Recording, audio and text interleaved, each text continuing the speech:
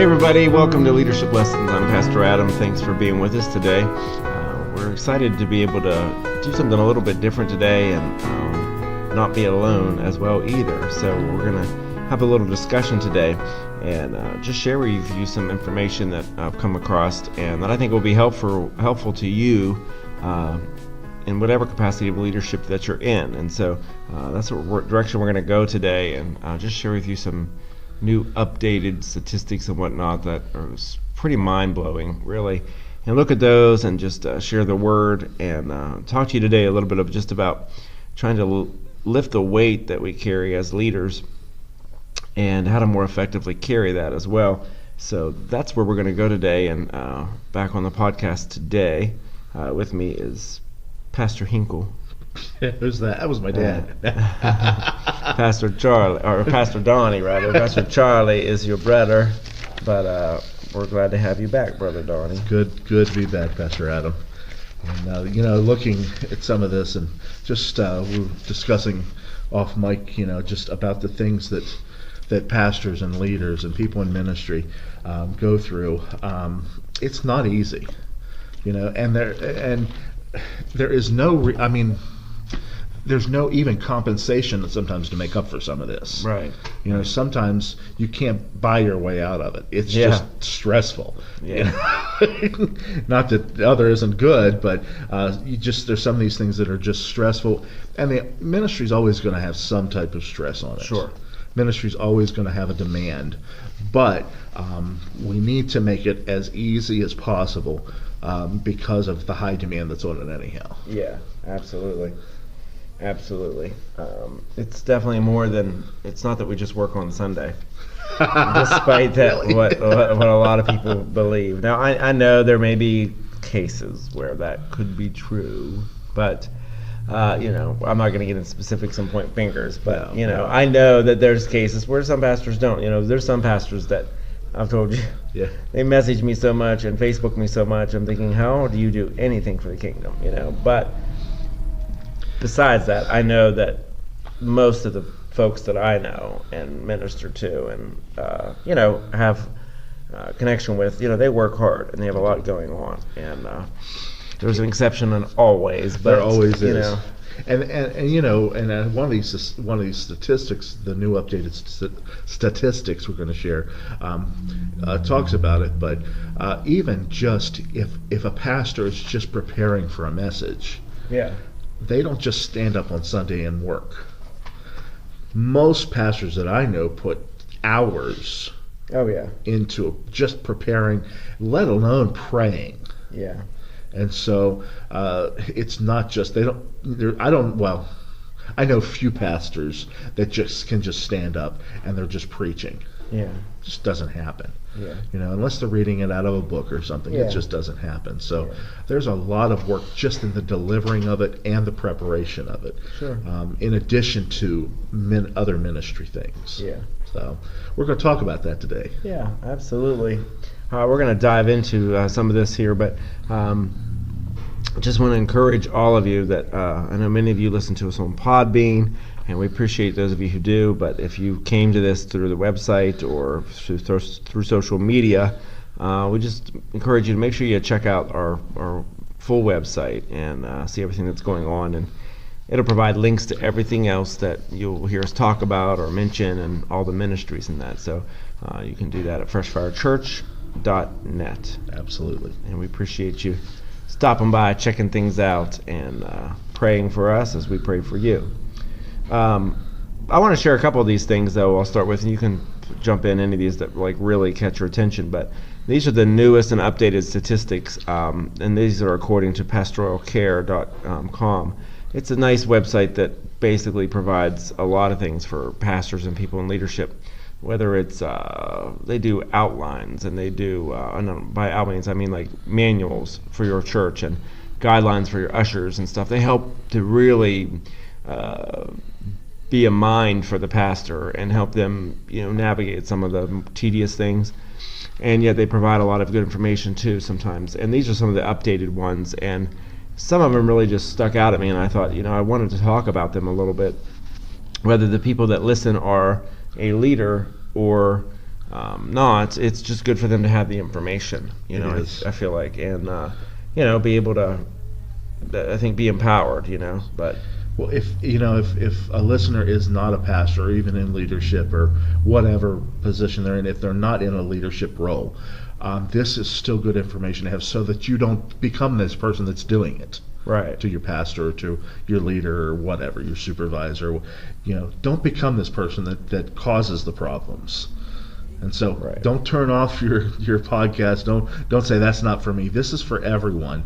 Either you're walking through it or you're causing it a lot of times. Right. So stay tuned. You're going to enjoy this. Yes, absolutely. One of the first ones. This one didn't stick out to me as much as some of the others, but 72% of all the pastors report working between 55 and 75 hours a week. That I pretty much knew already. But that's a good chunk of pastors there, 72% of us that work well over 40 hours a week. So it's well beyond that Sunday only situation. 84% of pastors feel that they're on call 24/7. Mm-hmm. And that's true. I know we talked off camera. 80% believe pastoral ministry has negatively affected their families. Yeah. Many pastors' children do not attend church now because of what the church has done to their parents. That's true. That's very true. Yeah. I know when I was, before I got into ministry, and I knew God called me, but I didn't want to do it. Right. Because I was close. My dad was a minister, but I was also very close to a lot of other ministers through our family. And so I saw what happened. Oh, yeah. And I'm like, there ain't no way. No. And I kept telling God, no. Of course, God doesn't take no for an answer sometimes. Yeah. But, I saw it as a kid. Yeah. So I get that. That rings true for me, and I'm sure for a lot of others that, your kids don't even want to be in church anymore because they've seen what's happened. Yeah, absolutely. I grew up as a preacher's kid, so I know all about it. I felt the same way, and before that, went through my own way of rebelling for a while. But one of the ones that stuck out with me that was 78% of pastors report having their vacation and personal time interrupted with ministry duties or expectations.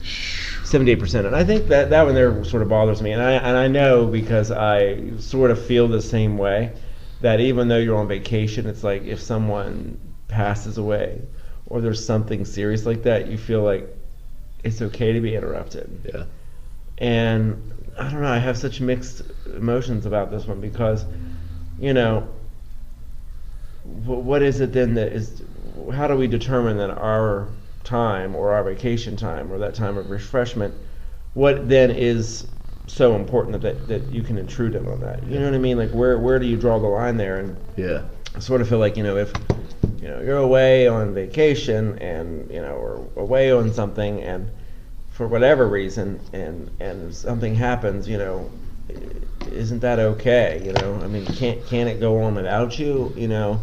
I don't know, unless there's some kind of prior specific instruction that's given, like, hey, this is what you need to do. But I know what it feels like when you go away and yet there's so much going on and you feel like, well, if so and so reaches out or whatever, then call me. We're still trying to deal lightly with ministry things while you're sitting on the beach, and for pastors who have families and that, that's where the children and the wives and spouses, they get bitter. Yeah. Because suddenly their time they're not as important as the church. And that's when you said that families feel that they're not as important. Yeah. And that should never be so. Yeah. As a minister, as a leader, your first responsibility is to God. Yeah. First of all. But then it's to your family. Right. I really believe there's a ministry in that. And yes, there are exceptions, a personal friend in the church, something like that. I get that. Yeah. But, unless it's an absolute emergency that no one else can handle, and there's where training up other leaders in your church comes in. Because if it's an emergency or something that someone else can handle, let them. Absolutely. And you're not doing them any favors by jumping in and saving the day. Yeah. You're just enabling them that every time something goes wrong, they call you. Right. And so the family has to have a level of importance. Yeah. And I don't have children or anything, but yet it still should be. Even my life should be important. Oh yeah. Should have a value. We even talked about this weeks ago that our lives as ministers revolve outside of ministry also. Right. Just because when we leave, sometimes we need to disconnect from ministry. Absolutely. And so if you're on vacation, stay on vacation. Yeah. Absolutely. For your sake and your family's. Absolutely. Unless it's one of those odd things, exceptions, but I just really believe that. Yeah. You need a Sabbath just as well as anybody else did. Yeah. Yeah. So I know for me, years ago, and I know you remember that, we had, we were all at once. We had like a large influx of leadership here, and people were in leadership or working to be in leadership, and then I sort of through a growth spurt of the church, I had to put more restrictions on myself because there was only so much of me to go around. And when your phone is going off at 11:30, 12 o'clock at night, people want to talk for 2 hours. That's not okay. Nope. And so I had to put more restrictions where I don't answer my phone before 9 a.m. or after 9 p.m. and things like that. And then we took every leader and put them on an on-call system where during the weekend they were the one on call until Sunday morning. And so it helped me a lot, but it also taught them. And it really allowed me to have some allies in the church. Now they knew what it was like. People understood exactly what it was like. And when you're trying to put a message together and, you got people calling because they have a hangnail, or whatever the case is, and by the way, this is not exaggerated. People do that. Oh yeah, absolutely. Absolutely. Where, it just helped to cultivate an atmosphere of good leadership around me and help to cultivate an atmosphere where I had a support system, so that when the people of the church didn't understand or thought, that I was being antisocial or I just wasn't accessible, they were able to, really support me in that and help people, the others to understand, and the ones that we were leading together to understand, no, but I have, family too, and no, I need rest too, and them living and going through the same thing really was a good thing for me and the church at the time. And so I think too, as pastors and leaders, we have to empower other people to be able to carry some of the weight, even if they're not fully qualified. They will, because that's how I learned. I was sort of, I use the example, my dad would learn to swim, and then we kind of learned to swim the same way. That my grandfather took him out in the middle of the Yawk Lake, just threw him over the board, and said, "You can swim or drown." And that's how my dad learned to swim. Wow. And it's sort of, I'm not saying that's how we learn leadership, because that's also how people get hurt. Yeah. But I'm saying there are some things that when it comes to leadership, that's the only way you're going to learn, and it's only by mistake that you learn, and you can't teach everyone everything. We can't fully prepare every leader through seminary and Bible college for what it's really going to be like, because every person is so different. They are. And every church is different. Absolutely. But I think that in some instances we empower people. You give them some boundaries. Say, hey, if you really get stuck, this is what you can do, or this is how you can reach me. But for the most part, you empower them, and then you empower them just to help teach the people to do a lot of it on their own. So many times when people call for prayer, I just want to say, did you pray? Yeah. And they haven't True. yet, and they just want us to pray. And I'm fine with that, to a degree. But if you haven't prayed, before you dial my number, make sure you do. Because if you wake me up and you hadn't prayed through first, Lord Jesus help you. You know what I mean? I get that. And I agree. We need to teach people to be able to go to the Word, find the answers for themselves. That's what effective leadership does. It teaches people to be able to find the answers themselves. Yeah. Be able to. We shouldn't try to be making clones. We should be trying to make disciples, right, who know how to get to God themselves. Yeah, absolutely. And I get that with like you were saying about the 9 to 9 thing. Yeah. You know, and I try to even do that with other people. You know, unless it's an emergency. You know, even though you and I are good friends, and yet if it's not important, I don't bother you after Right. 9 o'clock or even before 9. Now, if it's something going on or whatever, we do that. But Right. if it's just chatting to say hey, no way. Right. You know, Right. I try not to bother you or anybody really. Yeah. If it's after 9 o'clock, that's their time. Exactly. You know, Exactly. and we all need to learn that. Yeah. You know? Absolutely.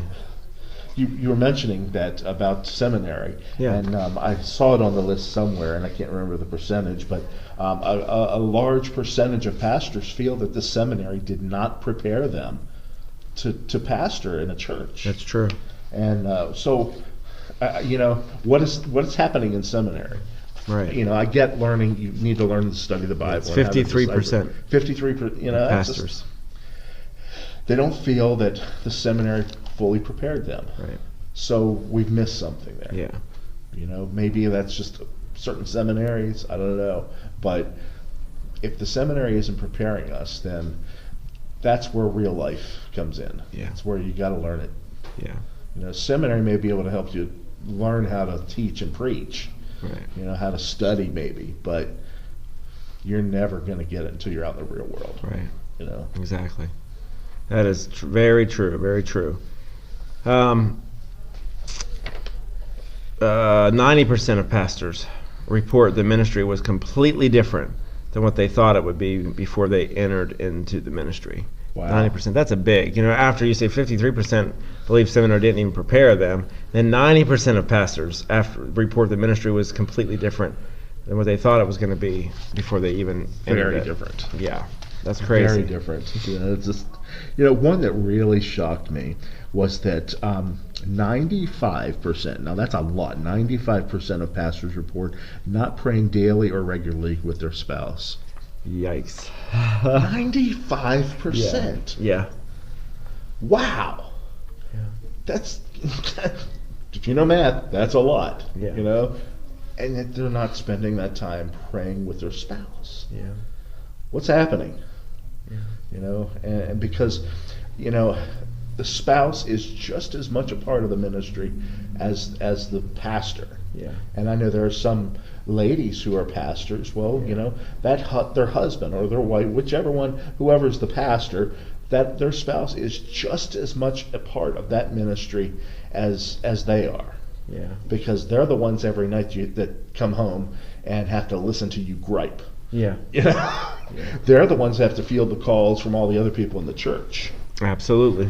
You know, oh, pastor didn't do this or that, you know, and so you better be praying with your spouse. Yeah. That number needs to change now. Yeah. You know, that's just uncalled for. I'm sorry. Yeah.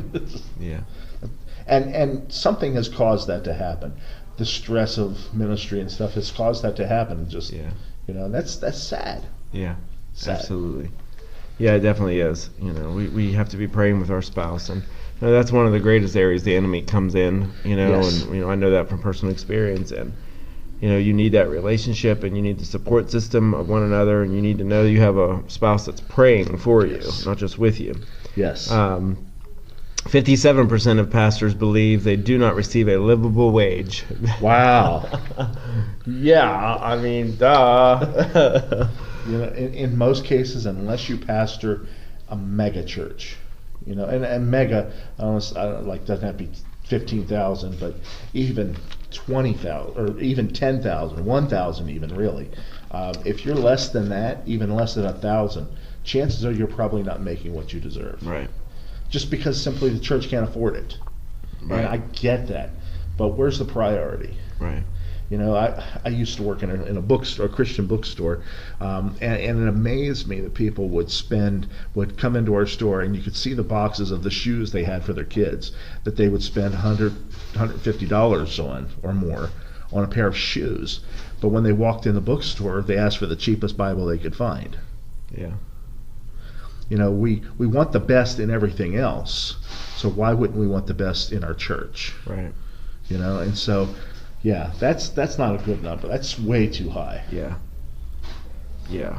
Absolutely. Just Wow. Absolutely. I noticed that there was another number in here that just was way too high. I thought that 80% of pastors expect conflict.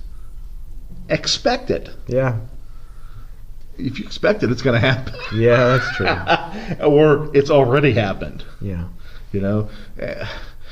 Church, and I get it. We're going to have differing opinions, and that's one of the jobs as a pastor, is a lot of times just being a personality manager, because everybody has their own personality. Oh yeah. But when we're having conflict, that tells me that that's more than just disagreeing on something. That's actual. I won't say knockdown, drag out fights, but that's where people are really having an issue with one another, and then that sows that seed. Yeah. And then that seed begins to grow, and we begin to distrust, and we begin to look at that other person as, well, they don't agree with me, I'm not going to agree with them. And then what happens in our worship? Yeah. If we happen to open our eyes and look over and we see that person, our worship's interrupted. Yeah.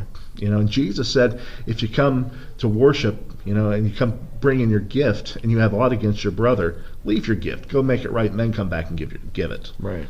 And so, but that's all that breeds. That breeds just such a confusion and a distrust in the body. Yeah. But 80% of pastors expect it's going to happen. Yeah. That's crazy. But as pastors, though, I mean, I can say that there's a lot of times I joke about, that kind of stuff.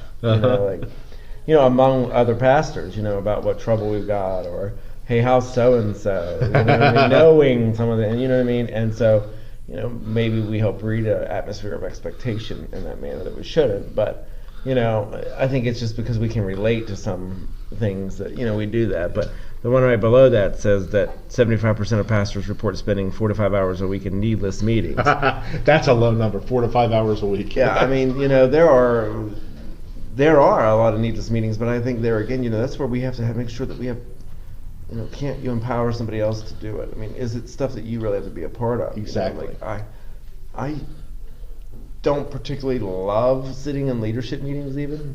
And the only reason is not that I don't want leadership to know what's happening next or whatever, but I think there are some of those meetings that I don't have to be a part of. I agree. Why can't I, meet with someone else, give them sort of an outline of what I need to see happen in that meeting and empower them to do it. Because, in those meetings so often comes up, well, what do you want to do about the Christmas blah, blah, blah, and what color do you want us to use of this? And they're just details that I don't care about. Absolutely. There's sometimes people are standing in front of me and they're telling me something, I'm just thinking to myself, and you think I care about this? Why? You know what I mean? Exactly. And it's not that I would be mean about it or I want to be mean. It's just when I have something else on my mind or whatever, or people will say, are you okay? You don't look like you're feeling well. Well, probably not. I'm probably ready to pull my hair out, and you know what I mean? Yes. And that's sort of how you feel sometimes. And I think that as leaders, we have to empower other people to sort of deal with some of those needless meetings for us sometimes, I get it. Honestly, to me, I could care less what color you paint a wall. Yeah. I could care less what color carpet. Right. Really, unless it's just ugly. Right. I really don't care. Right. That's not a meeting I really need to be a part of. Yeah. Peter addressed this issue in the book of Acts when there arose a dissension because there was a lack of a need being met of feeding people. And so that's where the first deacons came into place in the book of Acts, because Peter says, why should we neglect the word so we could wait on tables? Right. It wasn't that the tables didn't need waited on, it's just he saw his ministry, his calling was to provide the word. Right. And so that's why he said, look out among you, find these men that we can appoint. Right. And so that's where the first deacons came to be. That's the role of a deacon. Take that burden off the pastor. Yeah. So that the pastor can spend time in prayer and study, so that when they get up to preach, it's not they've had plenty of time to prepare. Somebody say, well, boy, preacher, that was just horrible message you had this morning, or so. Now I've never been told that, but I think people have thought that. Yeah, Because there's I know, messages I know. every pastor's bombed a message. Oh, you better believe Every it. one of us, at least one, a month. but sometimes that's the result of having your hands in too many fires. Yeah. And so that's the role of a deacon. Free up your pastor so that they can do and bring the word the way God wants it, instead of just being burdened down under stress. Yeah, absolutely. I hear you. Totally agree. Been there, done that. Yeah, every pastor bombs a message, at least one a month. Oh, yeah. A month. Oh, yeah. It seems like it, but no, it happens. And they know it when they bomb it. Like, plus, Oh, yeah. you don't have to tell them. But some of the ones that I thought were the worst, other people respond better. Yeah. But there's ones that, I think, I leave there and I think, I nailed it. Got it good. And that's like, everybody's like, it really didn't touch me. Right. It's the ones we think are good that aren't sometimes. Yeah. But like for me, like when I went through burnout last year, I knew when I got finished that last message, I knew when I got off that platform and left this building, well, I just left like that day. Remember, I mean, I was just in such a bad place. Walked off the platform, walked back to the hall, went straight to my office, walked out the back hall out of my office, locked the back door, got in my car, and left. Because I knew. Like, I remember it. I remember that day. And I knew I bombed, but at the same time, there was nothing I knew I could do about it. I thought, like, I didn't have anything else to give that day. Yeah. And I thought, this is bad. This is bad. And so a lot of pastors know, that they're in a bad place, This one really stuck out at me. 1 out of every 10 pastors will actually retire as a pastor. 1 out of 10? 10%? 1 out of every 10 pastors. That is, Wow. That's a scary number. Wow. But if we look on down, we realize that, when you put that in context with 7,000 churches closed every month, Wow. Hello. Being a pastor is no longer a lifetime career. No, it's not. No, it's not. A lot of pastors are coming into the pastorship late in life. True. Because they're already retiring or have retired, and they're doing it to help a church out. Not really doing it because they're called. There's a lot of reasons, but 1 out of every 10 people like you and I who have actually used our life to be a pastor. Wow. That's crazy. Wow. Yeah, I got a few years left in me. I want to retire a pastor. Well, and maybe because the retirement plan is so good. Exactly. I plan on preaching until my last breath. Yeah. It's just because you're right, the retirement plan. But honestly, there's a gentleman in my church who used to pastor a church, and I highly respect him, and he had been in the ministry, I believe, 40 years. It's been a long time, right. And just I highly respect that. And I've told my church, you got to honor people like that, because his health isn't the best and all, but you know what? There's times when he'll get up and preach, and everybody loves it. Yeah. Now he may not be able to preach every Sunday, but you know what? As long as he's around, I'll give him the opportunity. Right. Absolutely. Because you can never really retire from ministry. That's true. You're always gonna. If God called you, it's always gonna be in you somewhere. You could be 90 years old and you still want to get up and preach. Yeah. And go for it. If you can do it, go for it. Yeah. I mean, if you're able to and it's in you, go for it. This was one that I thought was important just because of last year for me. 71% of churches have no plan for a pastor to receive a periodic sabbatical. Wow. And I think that's really important, no matter if it's a pastor's first year, 5th year, 10th year, whatever it is. I just really think that's important, that churches need to have something like that in place. Take the time to put it in your bylaws, and that, you care enough that, I'm not talking about vacation, I'm talking about an actual sabbatical that, at least every 2 years they get one. You know what I mean? I agree. They look for that. I took, 6 or 8 weeks off, last year. And, I think that's important, where there's nothing expected, where you can't oust your pastor. Yes. That someone can't rise up and cause, where their position, who they are, is secure. It's just that you care enough for their sanity and their family that they can have that time just to, be nurtured themselves. I think that's really important. Recoup, yes, regroup and recoup. Yeah. I know when you took the time off, that time in the entire time you've been here at Fresh Fire, you haven't taken that much time total. No. And that's we can't have that with pastors, because pastors are going to burn out if we don't. Yeah. Pastors are going to get to the point where they feel they have nothing left to give. Right. And that's different. You're right, from a vacation.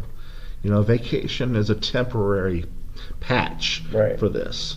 But there's a reason for Sabbath. There's a reason why God rested on the seventh day.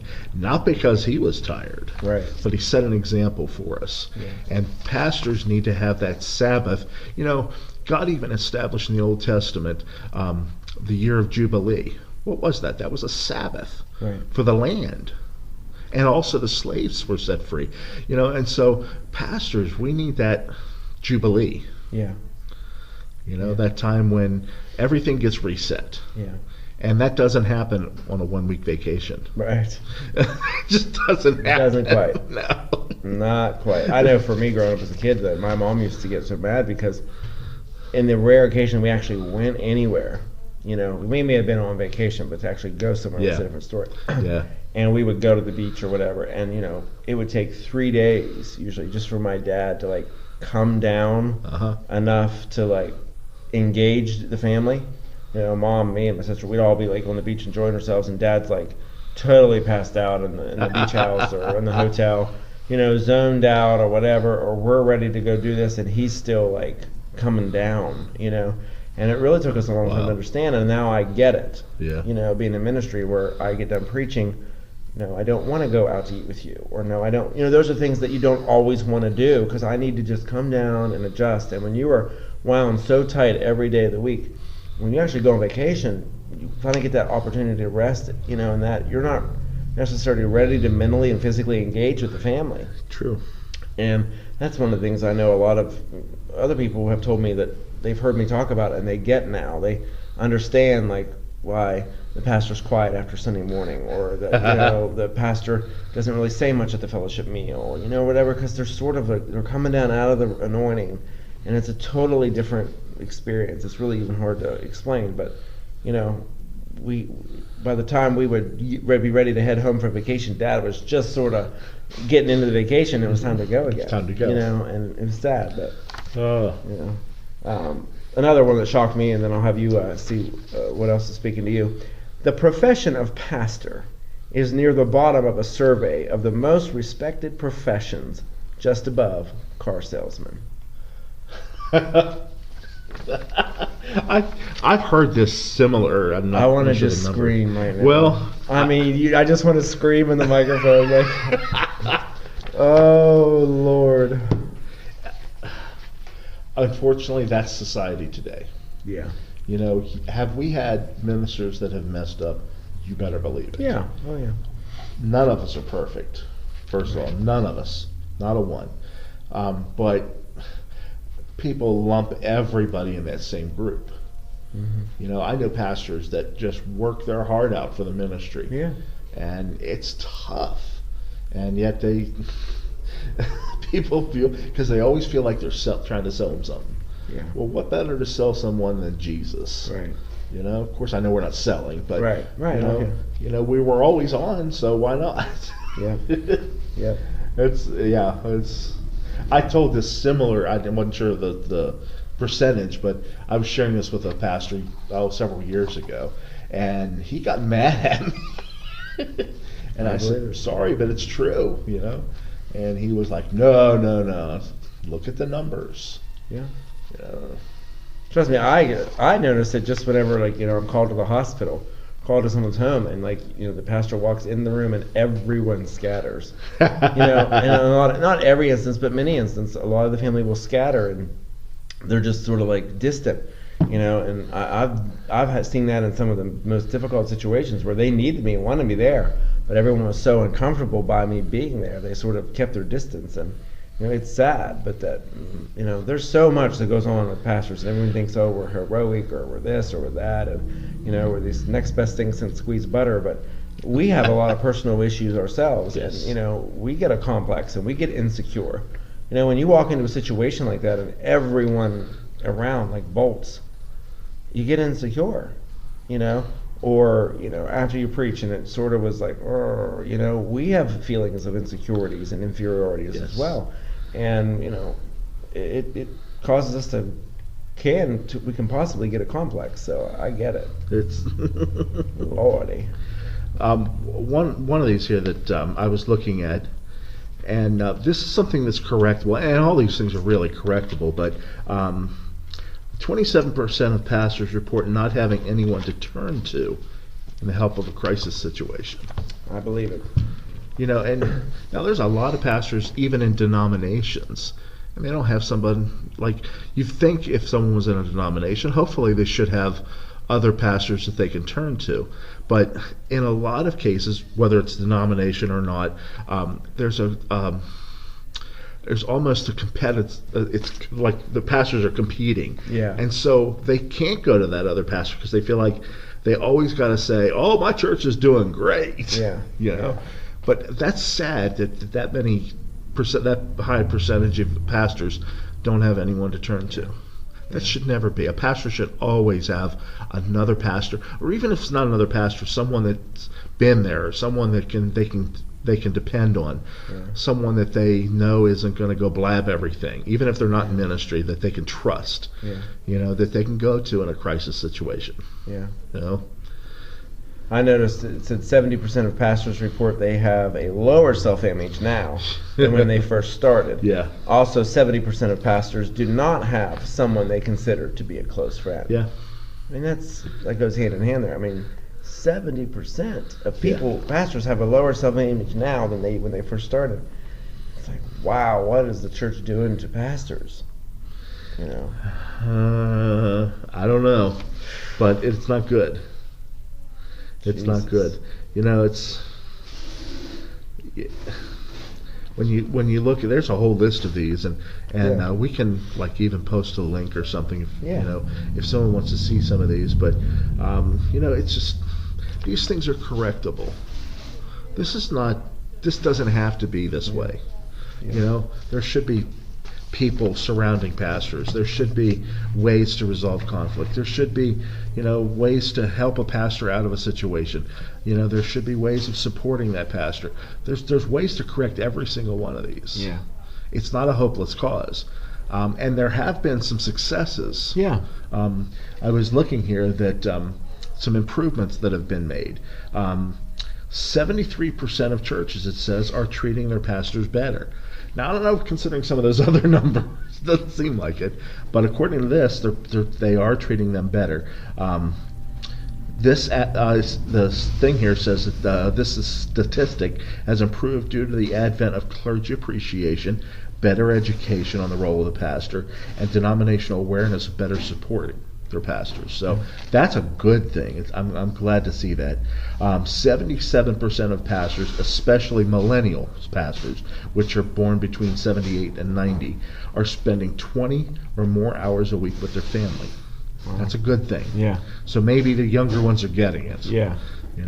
I know even from my dad, I do ministry different than my dad did. Oh, yeah. Old school, it was different than how we do it. And I know some of the younger ones coming up, they're going to do it differently. Yeah. And so it's good to see some improvements. Another improvement is 90% of pastors feel they are called and in the place where God has called them. Okay. So that's good. Yeah, it is. If you can function better as a pastor if you believe God called you there. Yeah. If you doubt at all that God put you there, anytime a trouble arises, you're going to be tempted to run. Right. You're going to want to get out because it's not your fight. Right. If God didn't call you there, it's no longer your fight. And so, it's very important that people just, that they see this, that, a pastor, you better be called to the church you're at. It's not a job. Jesus talks about it as a hireling. You're not a hireling. Right. If you were not called there, if you were not sent there by God, then you're going to experience more problems than not. Right. And any problem that arises, you are going to run, you are going to disconnect from it because it's not your baby. Yeah. So if you feel you are called there, you're going to stick and fight it out. Yeah. And I don't want to say fight isn't that thing, but you're gonna push to change. Yeah. Whether it be yourself or things in the church, you're going to really push to have that change. Right. If you feel you're called there. Yeah. You're vested in that ministry now. So that's very important. It's good to see that some of those things are changing. Yeah. So these statistics, like I said, we'll post a link. I encourage, if you're in leadership of any kind, check them out. But also, even if you're not, take a look at these statistics and listen to what we've said today, and develop a plan. Find out a way that you can help your pastor. Yes. If you're listening to this today and you say, you're just appalled by some of these numbers, get together with some people at your church and develop a plan how you can improve this. How to make your pastor's job less stressful. How to make sure that your pastor is taking time off. Yeah. If you have to, demand it. Hey, pastor, today's your day off. I'm not going to call you. I'm going to make sure other people don't either. Right. Right. So be an effective change. And if this is your church, and hopefully no church has all these problems. Yeah, really. But every church will have at least one of these, most likely. Try to change it. Yeah. Try to be an effective change. Even if you're not the pastor, if you're just someone in church that has a care and a concern and a love for your pastor, Yeah. do something to make it better for them. Absolutely. October comes up, clergy appreciation. Do something for your pastor. Yeah. Just even saying thank you for what you do. Yeah. Goes a long way. Now, of course, there's a lot of other things that can be done, but with that coming up, now's the time. It's this end of August, beginning of September now. You've got time. You've got a month to think of something. Get together with some people. Show your pastor how much you really care about him. Do something to make your pastor, make your pastor's job less stressful. Absolutely. Less problems. Fewer problems you can hand their way. Good. Yeah. I'm very thankful. My church. I'm very thankful that, like, when it snows, and we get a lot of snow in Garrett County, but I don't have to worry about shoveling the sidewalk. Right. There's a guy in my church. When I get there, he's already taken care of it. And I'm so appreciative of him, and I try to tell him as often as I can how appreciative I am of him doing that. He's there an hour or two ahead of time. He makes the coffee, and he makes sure if things need done or whatever, he's on it. Yeah. That's a good way to just free up your pastor so they can focus on ministry. Yeah. Find what you can do and do it. Yeah. So. Absolutely. Well, thank you. Thank you. We're going to end it there for today. That works. And there's a lot we could say and a lot of directions we could go with this, but I think it's just really important that for pastors and leaders that we all have someone that we can reach out to, talk to, we have a relationship with, whether it's in your denomination or you have a party with another fellowship like we are, and that you have someone that you can reach out to. This year has been an odd year for us for our fellowship. We haven't even done any workshops or any of that because of our move and my focus, and that's all on me, I know, but it is important to be a part of a fellowship that we can reach out to and be connected to and bounce our frustrations off of, and say, hey, I feel like I want to quit, even though no one's going to let you quit, but you're telling someone who believes in you, Yes. And we all need that, and so We do. and that's really important. But we are glad that all of you took the time to listen and be a part of Leadership Lessons. While we didn't necessarily teach or anything today on the podcast, I wanted to share with you these statistics because they were mind-blowing and surprising in a lot of ways. But the full list of them we'll put on the website for you, as well as you can find them at pastoralcare.com, and I'm sure they'd be a help to you, but that's pastoralcare.com, or look on our website at freshfirechurch.net. But thank you, Pastor, for joining us again today. Thank you, Pastor. Appreciate it. We appreciate all of you for listening and being a part. And if you know someone someone who'd be curious and interested in this or any of the other podcasts, be sure to share it with them. Let them know it's here, and share it on their social media page. And we appreciate that. Yeah. And we appreciate you for listening. So we'll see you again very soon next time, and we look forward to recording another one very soon for all of you. So thank you again, Pastor Donny. Appreciate it. Thank you. Thank you all for listening. Until next time, we pray the fire of God consumes your life. Goodbye, friends.